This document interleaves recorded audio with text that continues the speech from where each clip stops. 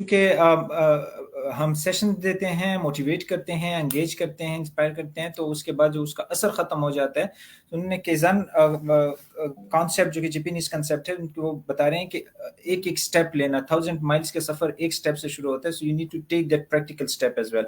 और फिर साइकोलॉजिकली हमारा दिमाग जो है न्यूरोलॉजिकली वो 3 हिस्सों में डिवाइड है, यानी हमारा एक अपर ब्रेन है जिसको हम कॉर्टेक्स है, फिर हमारे पास मिड ब्रेन है और फिर हमारे पास लोअर ब्रेन है। तो जो हमारा कॉर्टेक्स है, जो अपर ब्रेन है, वो थिंकिंग ब्रेन है और उसको हमने एक्टिव रखना है। और उसको हमारा जो मिड ब्रेन है उसमें मैगडेला है, जिसको ये तो फाइट करता है या फ्लाइट करता है, वो हमेशा डरपोक सा होता है, इमोशनल होता है। और चूंकि इमोशंस का टाइम ड्यूरेशन बहुत कम होता है, चाहे वो सैड हो चाहे वो खुशी हो, तो कम रहता है और फिर उसके बाद एग्जैक्टली। वो इवेपोरेट हो जाता है। और इस तरह हमारा लोअर ब्रेन होता है। मैं मोटिवेट हो जाता हूँ आपकी बातों से, आप लोग आते हैं माइक पकड़ के बहुत सारी बातें मुझे बता देते हैं, मैं मोटिवेट हो जाता हूँ, मैं समझता हूँ मैं सब कुछ कर जाऊंगा, लेकिन मैं जब घर जाता हूँ तो मेरी मोटिवेशन फिर खत्म हो जाती है। तो पहले तो मुझे ये बताएं कि मैं किस तरह ये ग्रोथ माइंडसेट, जिसमें मैं मुसलसल पढ़ रहा हूँ, अपने आप को इम्प्रूव कर रहा हूँ, पर्सनल डेवलपमेंट कर रहा हूँ, और किस तरह मैं खुद को मोटिवेट रखूँ। क्योंकि मसला तो ये होता है कि मैं आपके इवेंट अटेंड करता हूँ, मैं मोटिवेट रहता हूँ, लेकिन घर जाता हूँ तो फिर मेरी मोटिवेशन खत्म हो जाती है। अक्सर आपको इसके बारे में पता क्या कहा जाता है जी? आप खाना रोजाना खाते हैं, यही कहा जाता है ना जी। आप रोजाना नहाते हैं, मिसाल के तौर पर मैं ये मिसाल अर्ज नहीं, ये मिसाल पुरानी हो चुकी, ये अब असर नहीं करती।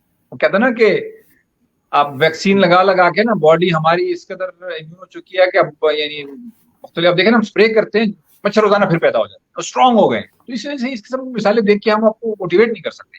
देखिए आपको थोड़ी बहुत साइकोलॉजी पढ़नी।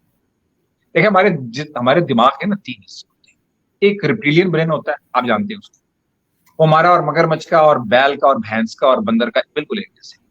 उसके ऊपर हमारा मिड ब्रेन होता है और सबसे ऊपर कॉर्टेक्स होता है। ठीक है, ये कॉर्टेक्स जो है ना, ये ह्यूमन ब्रेन है। ये ह्यूमन ब्रेन आपको जानवरों से मुमताज करता है।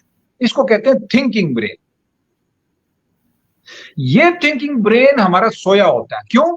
क्योंकि जो मिड ब्रेन है ना, वो एमिगडला उसके अंदर होता है। आप सब जानते हैं कि जो एमिगडला होता है वो हमेशा से हाईजैक कर लेता है आपकी थिंकिंग ब्रेन को।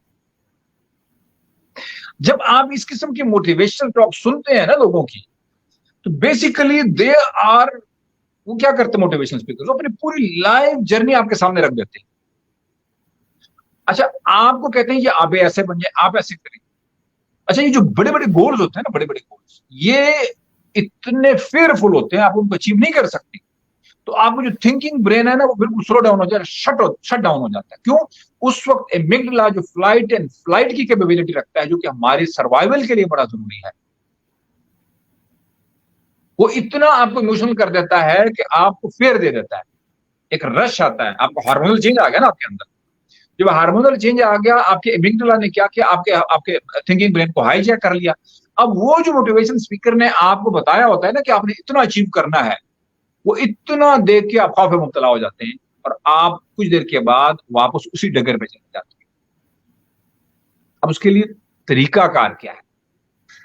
देखें, आपने अपने थिंकिंग ब्रेन को एक्टिव रखना है और एमिगडाला को सुलाई रखना है। अब मसला ये है कि ये आपको बताएगा कौन? जब अगले को पता ही नहीं है कि एमिगडाला और आपके थिंकिंग ब्रेन में डिफरेंस क्या है, तो आपका जो इमोशनल ब्रेन है हर वक्त जागेगा। इमोशंस क्या है आप सब जानते हैं, एक बायोलॉजिकल चेंज है ना, इनसाइड है ना जी। तो आपको हर वक्त खौफ में मुब्तला करेगा, आप कुछ नहीं कर सकेंगे। तो उस खौफ को ओवरकम करने के लिए, उसे एमिगडाला को इस काबिल बनाने के लिए कि वो आपको हाईजैक ना कर ले, उसके लिए जरूरी है कि आप सूरतुल असर पढ़ें। बिस्मिल्लाहिर्रहमानिर्रहीम, वल अस्र इन्नल इंसाना लफी खुस्र इल्ला लज़ीना आमनू व अमिलुस सालिहात। मैं यहां तक रुकता हूं, आगे मैं बाद में जाऊंगा। देखिए, अमल सालिहात इतना अहम है, इतना अहम कंसेप्ट है कि अगर आपने इसको लर्न नहीं किया, एल्विन टॉपलर ने कहा था कि the illiterate of 21st century would not be those who can not read and write, but would be those who can not learn, unlearn, learn and relearn. ये जो एमिगडाला है, ये रेप्टिलियन ब्रेन से जो ऊपर है, जब हम आए थे दुनिया में, ये इतना में हाईजैक कर लेता है कि हम अपनी जिंदगी में कोई भी टास्क अचीव नहीं कर सकते। उस हार्मोनल चेंज की वजह से। तो उसके लिए जरूरी है कि आप अमले सालिहात के तस्वुर को समझिए। अमले सालिहात है काइजन, काइजन थ्योरी पढ़ लें आप, काइजन कंसेप्ट पढ़ लें। पूरी जापानीज माशरा इसके ऊपर अमल करता है। A journey of 1,000 miles starts with a single step.